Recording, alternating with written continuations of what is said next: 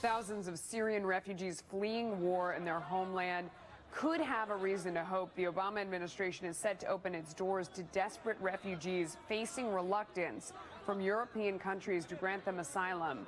But lawmakers fear that the open invitation could threaten our national security. Zuhdi Jasser is founder and president of American Islamic Forum for Democracy. He knows all about this situation. His parents fled from Syria in the 60s. Thank you so much for joining us. You know, every time I see these pictures, I think of you because you and I have been talking about this for years now. And you said this day was coming, and I remember before asking you, because you continue to have family in Syria, why they stay. Are they still there? Yeah, they're still there, and you know, so many millions are affected. Over the last 40 years, 60 years, there's been more expatriates outside Syria than inside, and now the 22 million remaining, it looks like almost half of them will become refugees, both internally displaced and externally. My family thought about leaving a couple years ago and said, no, we can't. If we leave, our house will not be here when we get back. Now they see they're living in a wasteland destroyed by around them. They see barrel bombs, chemical weapons being used, ISIS thriving. It's just turning into a horrific, horrific wasteland of a revolution. I'm so sorry. And unfortunately, they still are sort of stuck. They have nowhere to. I've even had family members tell me they're even thinking about getting on one of those boats and going to Greece or somewhere. Now, it's interesting, Melissa, they're thinking about going to the West. Why? Because we still, despite the apathy of our president and so many, we still are the beacon of freedom in the world. They're not thinking about going to Russia or Saudi Arabia, prisons of societies. So what do you think of the response from around the world? Because people are understandably concerned, about the economics of accepting more people, the security of accepting more people. What do you think other countries should do?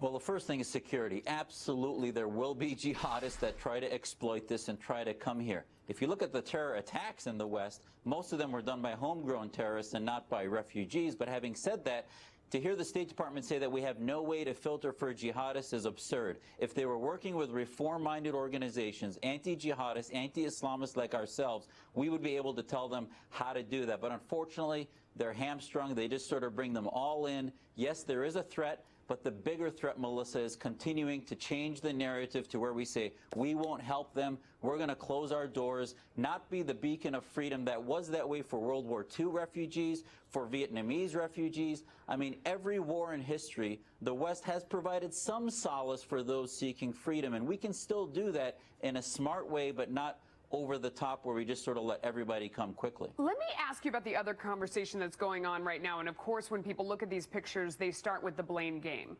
And they say that this is a result of the toppling of dictators around the world, whether it be Gaddafi or Mubarak or what happened with Assad. I mean, he's still there, but the fight's there. Or Saddam Hussein, that the toppling of these sectarian dictators is what caused ISIS to come in and is what caused this whole problem. They trace it back to that. What do you think of that reasoning? Wow, I can't tell you how backwards that is. If anything, Syria tells us that the lack of toppling of a dictator, the military come humanitarian disaster is what caused this. Had we gotten rid of Assad in 2011, 2012, 2013 before ISIS, the refugees would not be refugees. They'd be staying in Syria the way the Tunisians stayed in Tunisia, the way the Egyptians stayed in Egypt, the way the Yemenis have stayed, and now they're not because it's continuing to be a vacuum. So where we don't allow the influx of ideas of freedom and anti-Islamism and anti-dictatorship, we will see the cancer spread, and we will eventually have to pay a cost either for security or economics when we don't stand up for freedom. And in the meanwhile, we let Russia, we let Iran, who are going to hand billions to, continue to infuse evil into countries like Syria. I just want to say that years ago, I mean, I first talked to you maybe 3 or 4 years ago, when people were first starting to pay attention to what Assad did, and you predicted, you said that if we didn't get involved and at least give weapons to the Syrian rebels, that somebody like ISIS would come in and take advantage of the situation to try and take over for Assad. You predicted that. Real quick, what is the right response right now? What should America do?